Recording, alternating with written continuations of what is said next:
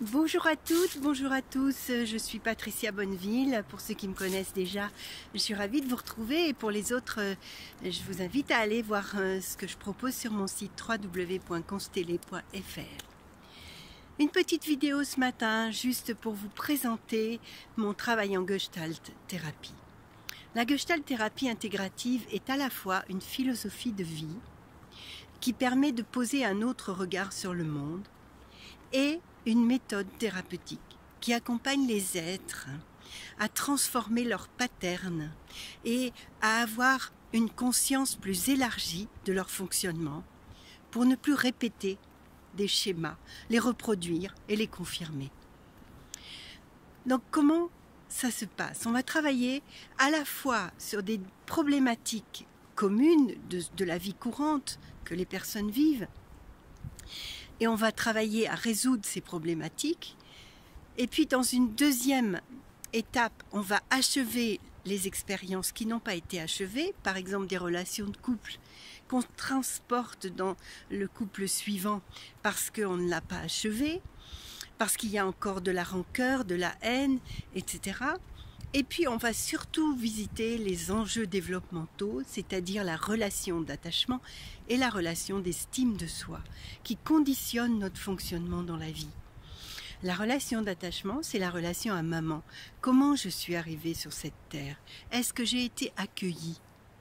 Est-ce que j'ai été aimée? Est-ce que je me suis sentie en sécurité? Et c'est ça qu'on va aller revisiter pour le restaurer si ça n'a pas été le cas. Et puis, vers les 3 ans, le père arrive dans la sphère de l'enfant quand il est présent. Quand il n'est pas présent, il y a aussi des choses à restaurer, bien sûr.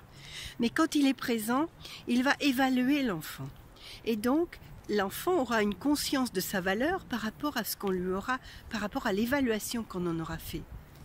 Et c'est important de voir que quand un enfant a été dévalué ou surévalué, il n'a point un enjeu d'estime qui est ajusté. Alors qu'est-ce qui se passe? Soit il est effacé, soumis, soit il est hyper et narcisse. Narcisse flamboyant, narcisse grandiose ou pervers narcissique. Et c'est très important de comprendre que cet enjeu est vivant tout au long de notre vie. Parce que dans le cadre professionnel, par exemple, l'enjeu d'estime est activé. Si on a un patron qui est humiliant ou qui est rigide, on va se sentir inférieur. Quand on a des relations avec des collègues où il y a de la compétition, quand on vit des échecs, notre enjeu d'estime est activé. Il y a plein de situations dans la vie qui fait que si on n'a pas une confiance de base, qui est donnée par un ajustement dans l'enfance, si on n'a pas eu ça, on a des facteurs de risque. Et également, on va trouver dans la thérapie de la résilience qui va permettre la guérison de cet enjeu, la restauration de cet enjeu. Bien sûr, ce travail est un long processus parce qu'on ne peut pas transformer en une semaine des patterns qui datent de 45 ou 50 ans.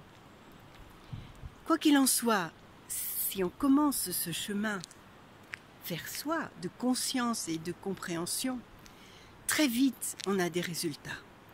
Et je vous invite vraiment à prendre le temps de voir en vous où est l'essentiel. Qu'est-ce que c'est pour vous l'essentiel? Pourquoi vous êtes sur cette terre? Quel sens a votre vie? Et si vous êtes heureux, tant mieux. Et si vous regardez cette vidéo, peut-être que vous avez la conscience qu'il y a des choses à ajuster dans votre vie. Et alors, qu'est-ce qui vous empêcherait de le faire? Pourquoi ne regarderiez-vous pas comment restaurer ces enjeux développementaux? Comment réparer?